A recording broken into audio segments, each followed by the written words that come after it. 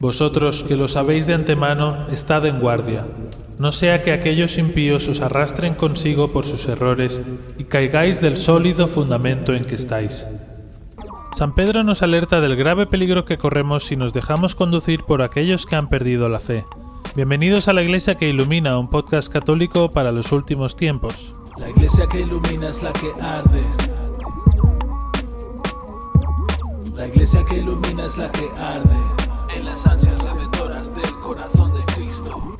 La apostasía es el tema central de hoy, y veremos a la luz de la Escritura un esquema de cómo Dios trata de reconducir a la humanidad cuando ésta se desvía renegando de Él. También continuaremos viendo algunos mensajes de la beata Ana Catalina Emmerich, analizaremos una cita importante del libro de Esdras y recordaremos la importancia de la predicación de la mano de un gran santo del siglo XV. Nos encomendamos con una oración y comenzamos.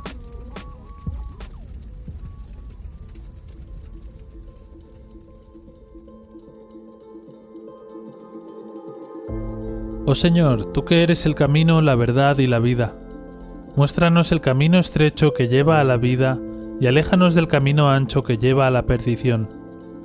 Por intercesión del Inmaculado Corazón de María, nuestro refugio y el camino seguro que lleva a Dios. Amén. Luz para mis pasos. Los dos caminos de la apostasía.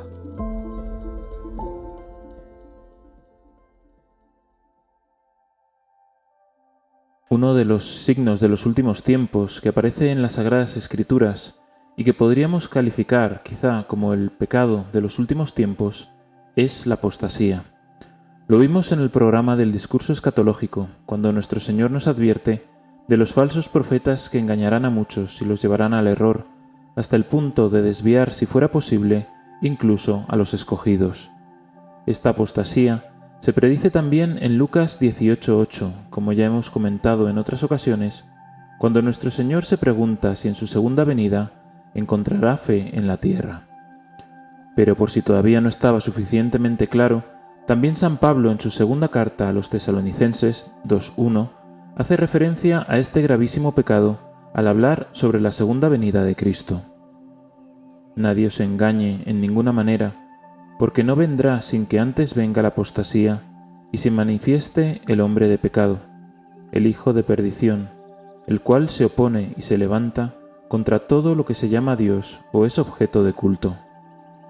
Apostasía y anticristo son los dos signos que nos dice San Pablo, y el primero de ellos ya lo estamos viviendo.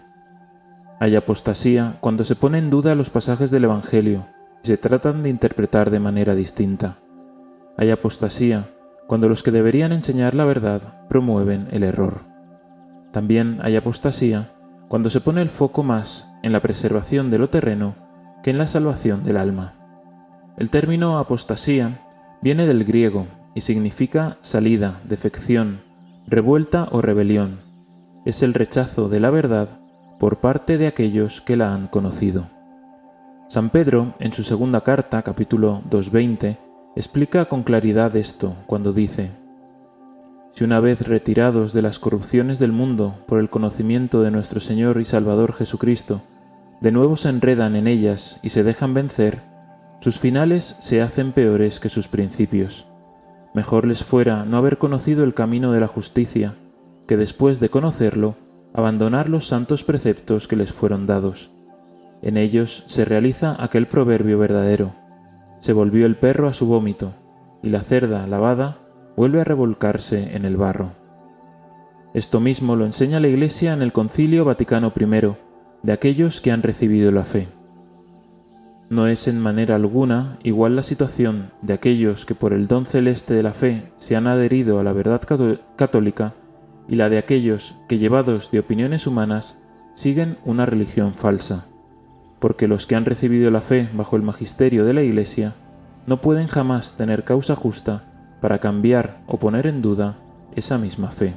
Por eso, la Iglesia condena con severidad la apostasía dentro del Código de Derecho Canónico, en su numeral 1364, epígrafe 1, que dice así: el apóstata de la fe, el hereje o el cismático incurren en excomunión late sententiae.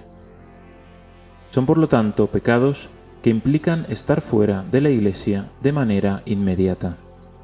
Por ello, la apostasía es uno de los pecados más graves que pueden cometerse. Para Santo Tomás, el pecado de infidelidad es el mayor de cuantos pervierten la vida moral, y la apostasía es la forma extrema y absoluta de la infidelidad, y nos advierte de sus consecuencias.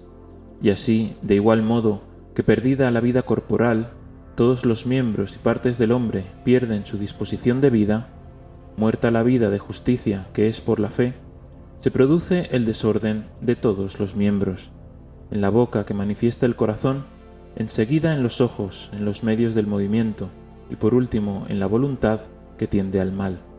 De ello se sigue que el apóstata siembra discordia, intentando separar a los otros de la fe, como él mismo se separó. Y este tratar de separar a los demás de la fe es lo propio de los falsos maestros y los falsos profetas, de quienes nos advierte San Pedro también en su segunda carta, capítulo 2. En el pueblo de Israel hubo también falsos profetas. De la misma manera, habrá entre vosotros falsos maestros que introducirán solapadamente desviaciones perniciosas y renegarán del Señor que los redimió, atrayendo sobre sí mismos una inminente perdición. Muchos imitarán su desenfreno, y por causa de ellos el camino de la verdad será objeto de blasfemias. Llevados por la ambición y valiéndose de palabras engañosas, ellos se aprovecharán de vosotros. Pero hace mucho que el juicio los amenaza y la perdición los acecha. Continúa San Pedro también en el capítulo 3:17: Vosotros pues, carísimos, que lo sabéis de antemano, estad en guardia, no sea que aquellos impíos os arrastren consigo por sus errores y caigáis del sólido fundamento en que estáis. Yo ahora te pregunto, ¿no te sientes interpelado por estas palabras? ¿No sientes que se están cumpliendo en la actualidad con toda la confusión que se ha introducido en la Iglesia? ¿No son un ejemplo de esas palabras engañosas que dice San Pedro cuando se habla hoy de bendiciones no litúrgicas o de relaciones irregulares para justificar lo que es abominable a Dios? Nos dice también San Pedro que la apostasía ya se dio en el pueblo de Israel, y eso es cierto. De hecho, es un pecado que se repite de generación en generación desde Adán y Eva, que rechazaron a Dios y siguieron a la serpiente, y seguirá sucediendo hasta la apostasía final, cuando la humanidad casi entera rechazará a Cristo y seguirá al anticristo. Y en toda esta historia de la salvación que nos narran las Sagradas Escrituras, podemos diferenciar claramente un esquema que se repite casi de forma continua cada vez que el pueblo de Israel traiciona su alianza con Dios y cae en la apostasía. Este esquema consiste en dos actitudes o dos caminos distintos, con desarrollos y consecuencias también distintas, en función de la gravedad del pecado, de su persistencia o no en él, y por último de las consecuencias y castigos que lo acompañan. Entendiendo y analizando este esquema y observando el desenlace que ha tenido cada uno de estos dos caminos, podremos entender en qué parte del proceso se encuentra hoy la Iglesia, podremos intuir qué es lo próximo que puede ocurrir y, previendo el desenlace esperado, podremos escoger aquel camino que nos permita enmendarnos y volver a Dios. El inicio de la apostasía siempre viene inducido por los malos pastores, que, como hemos leído a San Pedro, se desvían del camino de la santidad y tratan de arrastrar a los demás tras de sí hacia la perdición. Tras esa primera manifestación de apostasía, el Señor suele enviar un aviso o un pequeño castigo para que el pueblo se arrepienta. Este castigo suele ser la consecuencia de la profanación de un lugar santo, como un templo, por ejemplo, con el resultado de que la presencia divina se aleja de ese lugar. En clave escatológica, esta etapa corresponde al principio de los dolores, rumores de guerras, pestes, hambres y terremotos que nos anuncia nuestro Señor en el discurso de Mateo 24 y que vimos en programas anteriores. Y si queremos buscar ejemplos en la actualidad, estos castigos serían como consecuencia de las profanaciones que vemos cada vez más frecuentes: ataques a iglesias, robo de formas consagradas, celebraciones litúrgicas indignas, grabación de videoclips obscenos en catedrales, etc. Es aquí, tras esta etapa, en la que se produce la bifurcación o separación de los dos caminos de la apostasía. En el primer camino, el del arrepentimiento, el pueblo apóstata, afligido por los avisos y castigos divinos, reconoce humildemente la gravedad de su pecado y deseoso de recuperar la presencia divina en su santuario, inicia un camino de oración y penitencia que conmueve el corazón de Dios, que finalmente le otorga su perdón. Pero aquí no termina el camino, y un poco después explicaremos por qué. El segundo camino es el de la persistencia en la apostasía. En él, Dios envía sus castigos, pero la mayoría del pueblo apóstata no solo no se arrepiente, sino que continúa con su rebeldía, ofendiendo cada vez más gravemente al Señor. En esta situación, Dios permite, por su gran misericordia, que algunos de los que sí se han arrepentido puedan huir de los lugares de pecado y ponerse a salvo antes de que la ira del Señor caiga sobre los réprobos. Esta persistencia en la apostasía conlleva que el templo que había sido profanado y en el que ya no estaba la presencia divina se convierta en el centro de un culto idólatra. En el discurso escatológico de Jesús, esta etapa corresponde a la instalación de la abominación de la desolación en el lugar santo, y que es la señal para que los fieles huyan, y es también el inicio de la tribulación.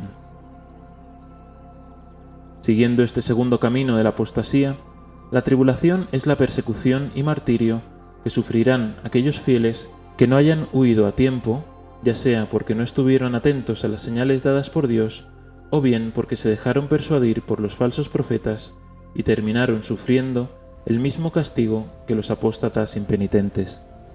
Una vez purificados por el sufrimiento y por la oración y la penitencia de los fieles que huyeron, obtendrán de nuevo el perdón de Dios y Él les concederá la derrota de los enemigos. Si estás familiarizado con las historias bíblicas, este esquema te resultará familiar, pues son muchas las ocasiones en las que el pueblo de Israel ha escogido uno u otro camino y ha sufrido en sus carnes los frutos de su elección.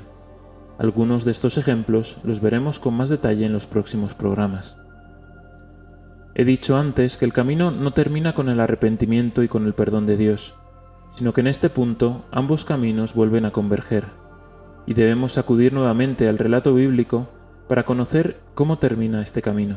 He dicho antes que el camino no termina con el arrepentimiento y con el perdón de Dios, sino que en este punto ambos caminos vuelven a converger, y debemos acudir nuevamente al relato bíblico para conocer cómo termina este camino.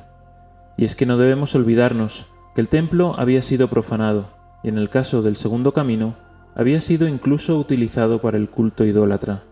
Las consecuencias de estos pecados adicionales al de la apostasía no se compensan únicamente con la obtención del perdón de Dios. Para que la presencia divina vuelva a habitar en el templo, es necesario hacer una reparación y una purificación del lugar santo. Solo así se podrá posteriormente restaurar el culto a Dios en su santuario. Este esquema de los dos caminos de la apostasía también se repetirá en los últimos tiempos, de forma que la apostasía será cada vez mayor, y como no habrá arrepentimiento, también los castigos serán cada vez mayores, y así también la gran tribulación, como no ha habido antes ni habrá más, en palabras del Señor. Y todo ello comienza con la gran apostasía, que se cuenta en el libro del Apocalipsis, al que obviamente también dedicaremos varios programas si Dios quiere. Por último, me gustaría que te pararas a pensar en los acontecimientos que hemos vivido en los últimos años, en el mundo y de forma particular en la Iglesia. Hemos vivido pandemias, guerras y rumores de nuevas guerras, crisis económicas. Hemos visto a sacerdotes y obispos enseñar doctrinas contrarias al Evangelio y atacar la fe de muchos con sus escándalos. Hemos visto ídolos amazónicos llevados en procesión hasta el interior de los templos. Hemos visto, y cada vez vemos más, bendiciones de parejas en situación de pecado grave. Hemos visto y vemos cómo se contraviene sistemáticamente la doctrina católica sobre los sacramentos, sobre la liturgia o sobre la Santísima Virgen María. Y vemos cómo la mayoría de los fieles y los pastores, en el mejor de los casos, permanece en silencio. ¿En qué parte del camino estamos? Que Dios nos ayude.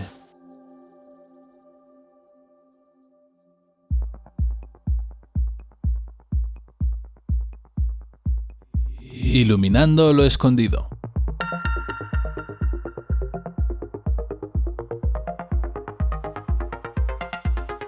Buenas a todos una vez más a Iluminando lo escondido. En este programa vamos a continuar hablando de las profecías de los últimos tiempos de la beata Ana Catalina Emmerich, esta vez centrándonos en aquellas visiones que hablan de la Gran Tribulación, el periodo en que se producirá la persecución del Anticristo hacia todo aquello referente a la Iglesia de Cristo. Como ya comentamos en la primera parte, en estos últimos tiempos habrá una escisión de la Iglesia. Por un lado, estarán aquellos que renegarán de la fe, tanto almas consagradas a Dios como laicos, y estos se unirán a los perseguidores de Cristo. Por otro lado, en número bastante inferior, estarán aquellos que permanezcan fieles a la doctrina católica. Ana Catalina lo vio de la siguiente forma. Tuve todavía una visión sobre la gran tribulación, bien en nuestra tierra, bien en países alejados. Me pareció ver que se exigía del clero una concesión que no podía hacer. Vi muchos ancianos sacerdotes y algunos viejos franciscanos que ya no portaban el hábito de su orden, y sobre todo un eclesiástico muy anciano llorar muy amargamente. Vi también algunos jóvenes llorar con ellos. Vi a otros, entre los cuales todos tibios, se prestaban gustosos a lo que se les demandaba. Recordando también lo que vimos en la primera parte, Ana Catalina vio cómo Roma sería tomada por los enemigos de Cristo. Por tanto, la sede central de la verdadera Iglesia ya no estará allí, es decir, habrá de ser trasladada. Así lo vio Ana Catalina. Vi la iglesia de San Pedro que un hombre pequeño llevaba sobre sus hombros. Tenía algo de judío en los trazos del rostro. El asunto parecía muy peligroso. María estaba de pie sobre la iglesia en el lado norte y extendía su manto para protegerla. Ese hombrecito parecía sucumbir. Parecía ser todavía laico y yo lo conocía. Los 12 hombres que veo siempre como nuevos apóstoles debían ayudarle a llevar su carga, pero ellos venían demasiado lentamente. Parecía que él caería bajo el peso de la carga. Entonces, finalmente, llegaron todos ellos, se pusieron debajo y numerosos ángeles vinieron en su ayuda. Eran solamente los cimientos y la parte posterior de la iglesia, el coro y el altar. Todo el resto había sido demolido por la secta y por los servidores de la iglesia mismos. Ellos llevan la iglesia a otro lugar, y me parece que varios palacios caían ante ellos como campos de trigo que se cosechan. Este traslado de la iglesia fue explicado por Jesús a la misma Ana Catalina. Él dijo, entre otras cosas, que esta traslación de la iglesia de un lugar a otro significaba que ella estaba en completa decadencia, pero que reposaba sobre esos porteadores y se rebelaría con su ayuda. Vemos cómo todo ello sucederá en medio de grandes tribulaciones, no solo en materia de fe, sino que también numerosos desastres ocurrirán en el mundo, consecuencia de los pecados cometidos en un lugar determinado que se extienden por todo el mundo. Veo planear sobre ciertos lugares y ciertas ciudades apariciones espantosas que les amenazan con grandes peligros o incluso con una destrucción total. Veo tal lugar derrumbarse de alguna manera en la noche.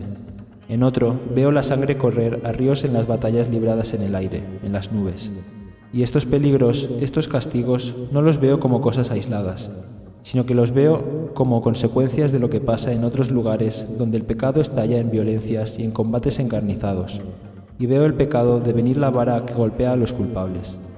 Sin embargo, en todos estos lugares contaminados sigue habiendo gente fiel a Dios, ya que de esta manera lo vio la beata. De estos focos de corrupción, veo derrames y cenagales extenderse a través del país como canales envenenados, y veo en medio de todo esto a gentes piadosas en oración, las iglesias donde reposa el Santo Sacramento, los cuerpos innumerables de santos y bienaventurados, todas las obras de virtud, de humildad, de fe, ejercer una acción que sofoca, que apacigua, que detiene el mal, que ayuda donde hace falta. En otras visiones, Ana Catalina es llevada a muchos lugares, tanto de su propio país, Alemania, pasando por ciudades como Múnich y Paderborn, como de otros lugares europeos como Praga, los Alpes austriacos, Venecia, Milán y Silicia. Lugares en los que veía mucha corrupción y personas buenas y piadosas que vivían escondidas. Pero los lugares que más se destacan son Roma, Viena, París, España e Irlanda. De Roma ya hemos visto qué cosas le esperan en cuanto a la fe, que traerán consigo las siguientes consecuencias. He visto en esta villa terribles amenazas viniendo del norte. Oh ciudad, ¿de qué estás amenazada? La tormenta está próxima. Mantente en guardia, pero espero que permanezcas inquebrantable. Vi a Roma en un estado tan deplorable que la menor chispa podía prender fuego por todas partes. Esta misma tormenta que llegará a Roma pasará antes por Viena, y Ana Catalina nombra otro evento importante que ocurrirá en la ciudad austriaca. Cerca de esta iglesia, haciendo referencia a la Catedral de Viena, vi a muchas personas distinguidas, entre las cuales varios extranjeros, con delantales y paletas de albañil. Parecían enviados ahí para demoler esta iglesia que estaba cubierta de pizarra. Todo tipo de personas del país se unían a ellos. Había incluso sacerdotes y religiosos. De golpe, una llama partió la torre, se extendió sobre el tejado y parecía que todo se iba a consumir. Pensaba yo entonces en el ancho río que pasaba por uno de los lados de la ciudad, preguntándome si no se podría con su agua apagar el fuego. Pero las llamas hirieron muchos de los que habían puesto su mano en el trabajo de demolición. Las llamas los cazaron y la iglesia continuó de pie. Sin embargo, vi que no se salvaría más que tras la gran tormenta que se aproximaba. Este incendio, cuyo aspecto era espantoso, indicaba en primer lugar un gran peligro. En segundo lugar, un nuevo esplendor de la iglesia tras la tempestad. También tuvo visiones de París, en las que Ana Catalina Emmerich vio que el mal ya iba a sus anchas y estaba muy avanzado, gracias a unos diablos que se encargaban de ello. Pasemos a hablar ahora de las visiones que hacen referencia a España, que son realmente impactantes. Después fui a la patria de Francisco Javier, porque yo viajaba en la dirección del poniente. Vi allí numerosos santos y vi el país ocupado por soldados rojos. Vi finalmente a los enemigos del interior avanzando por todos los lados, y aquellos que atizaban el fuego arrojados ellos mismos a la hoguera. Vi enormes abominaciones extenderse sobre el país. Mi guía me dijo: hoy Babel está aquí. Y vi por todo el país una larga cadena de sociedades secretas, con un trabajo como en Babel. Y vi el encadenamiento de estas cosas, hasta la construcción de la torre, en un tejido, fino como una tela de araña, extendiéndose a través de todos los lugares y toda la historia. El producto supremo de esta floración era Semiramis, la mujer diabólica. Vi destruir todo lo que era sagrado y la impiedad y la herejía hacer irrupción. Había una amenaza de guerra civil próxima y de una crisis interior que iba a destruirlo todo. Después de pasar por España, al que hace referencia como desgraciado país, fue conducida a Irlanda, concretamente a la isla donde estuvo San Patricio, y vio que solo habían católicos, pero muy oprimidos. El resto del país estaba lleno de miseria, vicios, maniobras abominables, y se encontraba dividido en dos bandos que estaban próximos a una guerra. Como hemos podido ver, en todos los lugares a los que es conducida Ana Catalina encuentra desolación. No obstante, no solo hay mal en ellos. Veo por encima de cada país un mundo de luz que representa todo lo que se ha hecho por él por los santos, hijos de ese país, los tesoros de gracia de la Iglesia que ellos han hecho descender sobre él por los méritos de Jesucristo. Vi por encima de iglesias devastadas planear iglesias en la luz. Vi a los obispos y los doctores, los mártires, los confesores, los videntes y todos los privilegiados de la gracia que han vivido allí. Entro en las escenas donde figuran sus milagros y las gracias que ellos han recibido, y veo las visiones, las revelaciones, las apariciones más importantes que ellos han recibido. Veo todas sus vidas y sus relaciones, la acción que han ejercido de cerca o de lejos, el encadenamiento de sus trabajos y los efectos producidos por ellos hasta las distancias más alejadas.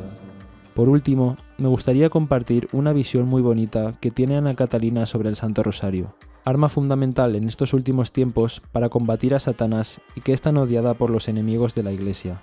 Los diversos Ave María eran estrellas formadas por cientos de piedras preciosas sobre las cuales los patriarcas y los ancestros de María estaban figurados en escenas que se relacionaban con la preparación de la Encarnación y con la redención.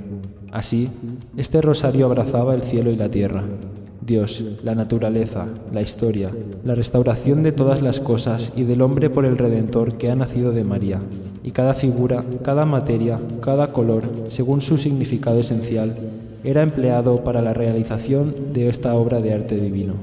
Le pedimos al Espíritu Santo la fortaleza y la paciencia para soportar todos los sufrimientos y un amor que nos lleve a entregar la vida por Cristo. Así sea. Amén.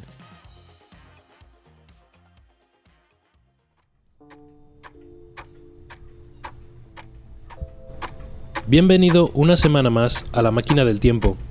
Hoy traigo una cita del libro de Esdras, capítulo 9, versículos 11 y 12, que dice así: Pues hemos abandonado tus mandamientos que prescribiste por medio de tus siervos los profetas, diciendo: La tierra en cuya posesión vais a entrar es una tierra inmunda, a causa de la inmundicia de los pueblos de estos países, y a causa de las abominaciones. pues la han llenado con sus inmundicias de un cabo a otro. Por lo cual, no daréis vuestras hijas a sus hijos, ni tomaréis sus hijas para vuestros hijos, ni procuraréis nunca su paz y prosperidad, para que lleguéis a ser fuertes y comáis los deliciosos frutos de este país y lo dejéis en herencia a vuestros hijos para siempre.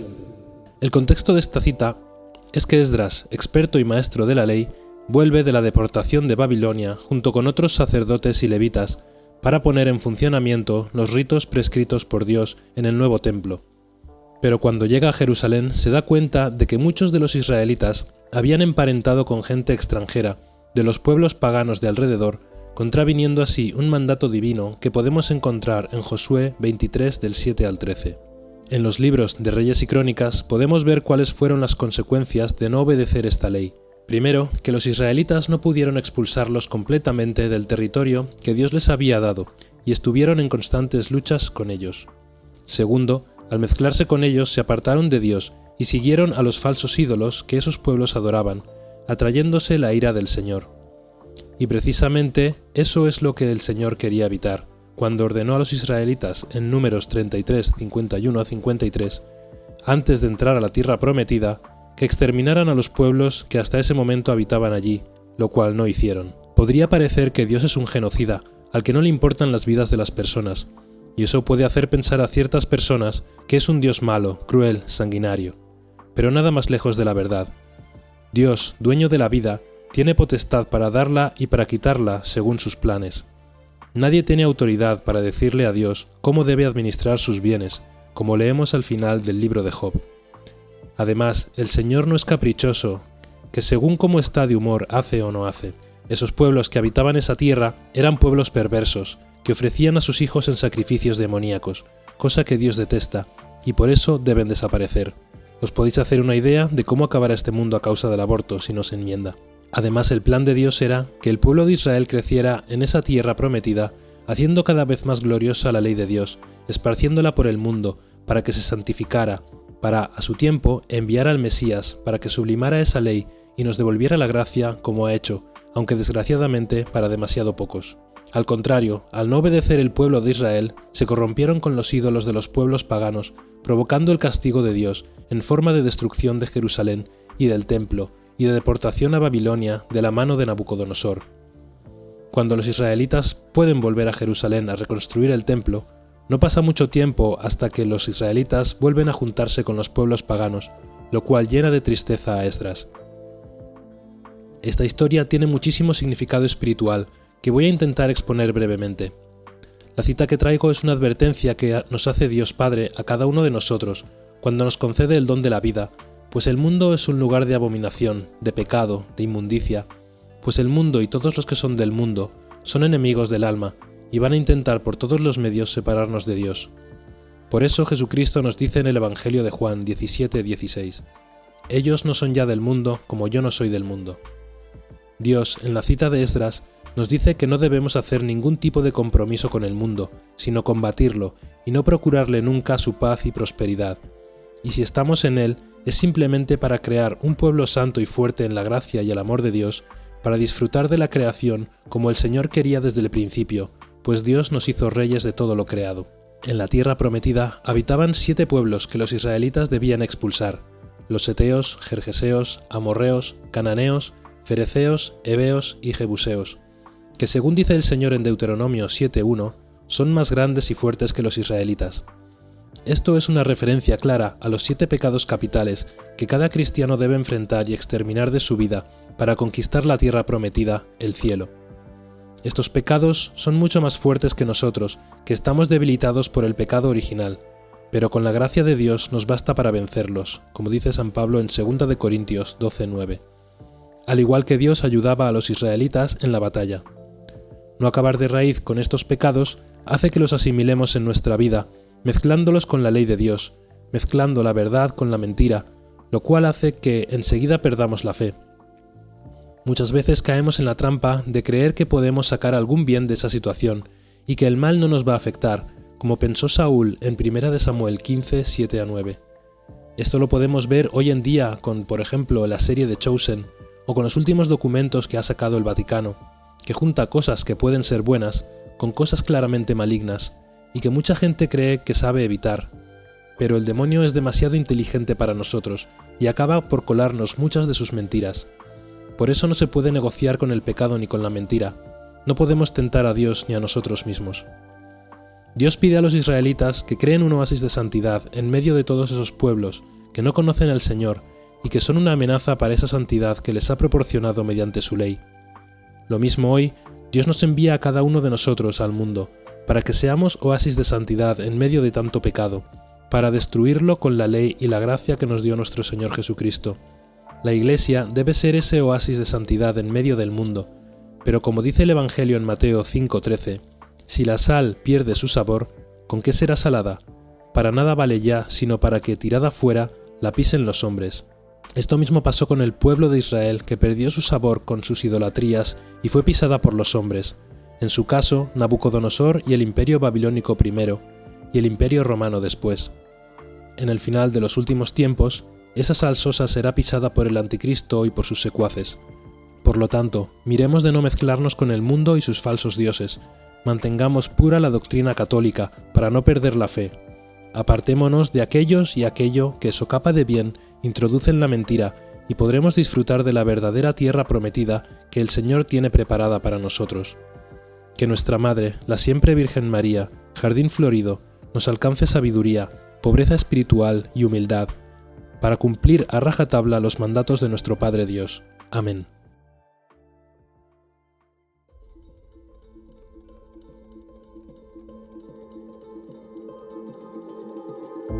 Llegamos al final de este programa y te damos las gracias por habernos escuchado. Te animamos a enviar este podcast a tus familiares y amigos y a quien le pueda interesar, y te esperamos con nuevos contenidos en laiglesiaqueilumina.com. Terminamos con un santo que dedicó su vida a la predicación con gran fruto espiritual.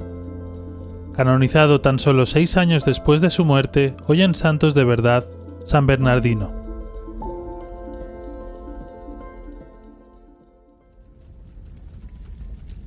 Hoy en día se critica el proselitismo y esto es algo que me hace pensar que cómo puede alguien convertirse sin que nadie le abra los ojos a la verdad. Y es que por mucho que se niegue hay algo que no debemos olvidar. Quien peca sin saberlo igualmente está realizando y causando un mal. ¿De qué sirve la conciencia si ésta está sin formar?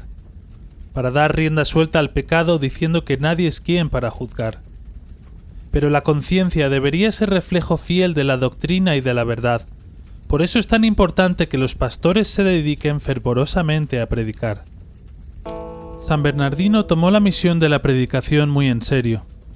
Con su predicación convirtió a miles suscitando el arrepentimiento. Compuso cientos de sermones para que más allá de los sentimientos, las gentes de su época volvieran la mirada a los mandamientos. Santos de Verdad.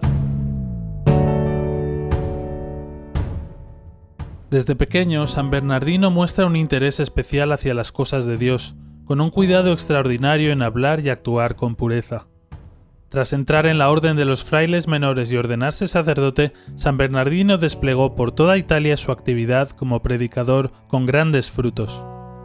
En sus sermones, San Bernardino llamaba al arrepentimiento y a la penitencia, atacando sin compasión los vicios y malas costumbres y propagando la devoción a la Eucaristía, al Santísimo Nombre de Jesús y a la Virgen María. Allá donde iba, llevaba consigo un estandarte con las siglas JHS. San Bernardino fue calumniado con falsas acusaciones y el Papa le prohibió predicar, pero invitado a Roma, pudo defenderse y fue restituido a la que era su vocación. Fue propuesto 3 veces su nombramiento como arzobispo, pero él no quiso aceptar y continuó su labor incansable, acompañada de prodigios y milagros, recorriendo ciudades y pueblos, predicando sermones que devolvieron la paz a lugares, hasta que con poca salud, pero con inmenso entusiasmo, murió santamente tras una vida dedicada a dar a conocer la verdad.